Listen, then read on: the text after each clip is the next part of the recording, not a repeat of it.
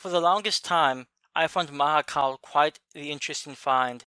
It's not great. At 2 hours and 13 minutes, there's no doubt in my mind that this movie is overlong.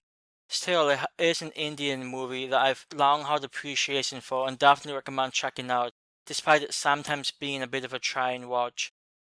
The reason for this is that it's an Indian ripoff of A Nightmare on Elm Street. A few elements are changed and added, but for the most part this follows the first A Nightmare on Elm Street to the dot. Elements of the second, such as some mild possession in the latter portion of the film, the third, such as digging up the corpse of an Indian Friday named Shakal, and fourth, such as a fight with the invisible Shakal, along with a waterbed sequence, which gives more flavor. But like I said, most of the film is following the events of the first movie. The original content that they sometimes throw in can be pretty powerful though. My personal favorite sequence might be the claw gloves popping out of the floor at the hotel in the first half and then toward the end of the movie popping out of a wall. It's cheap, yeah, but it has such a creepy effect.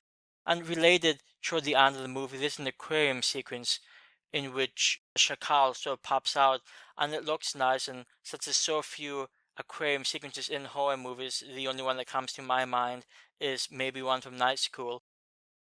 I sort of enjoyed that they threw it in there, and like I said, completely original stuff. Not all of the changes were great. Shakal, who, like I said, is the replacement for Friday, looks somewhat iffy at times. He also doesn't have much of a personality. Friday couldn't really shut up past the second movie, though in this one Shakal is entirely mute, though he does chuckle quite often.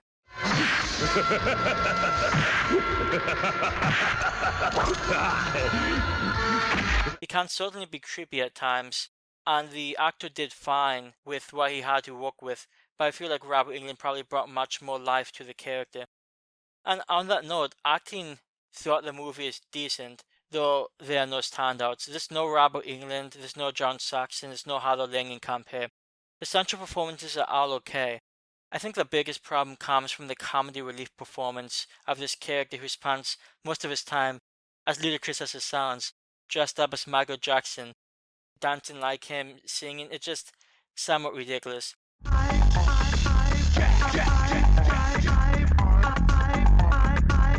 There's also a character who's consistently going after what would be Nancy's counterpart, and this character doesn't really add much to the movie, and honestly, it's not really much of a point for him. There's certainly a cheap movie. I will give Mahakaal some props for having some pretty creepy filming locations. Early on, when dealing with Shakal's nightmares, some people find themselves in what looks to be like an old factory. There's like chains hanging freely down. And there's also a location where Shakal's body was buried, which some people go to unbury. It's another creepy location, and the funny thing is we only saw it at daytime, so I can't even imagine what it looked like at night. And one last note, again, the aquarium set piece, which were not used that often, it looked nice.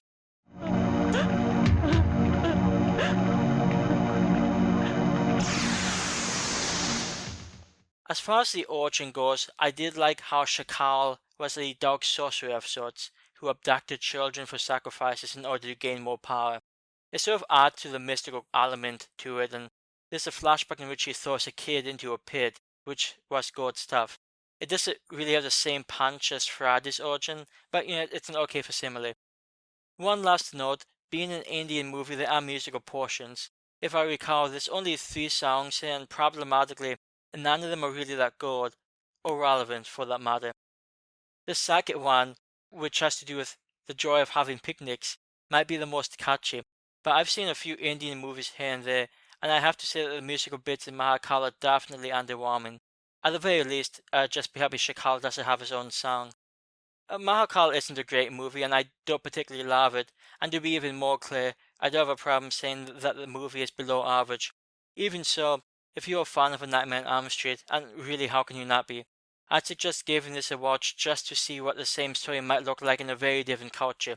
It's not a movie that's like to amaze you, but at the very least, much like it did me, I do think it could interest some people. It's okay, but not much more.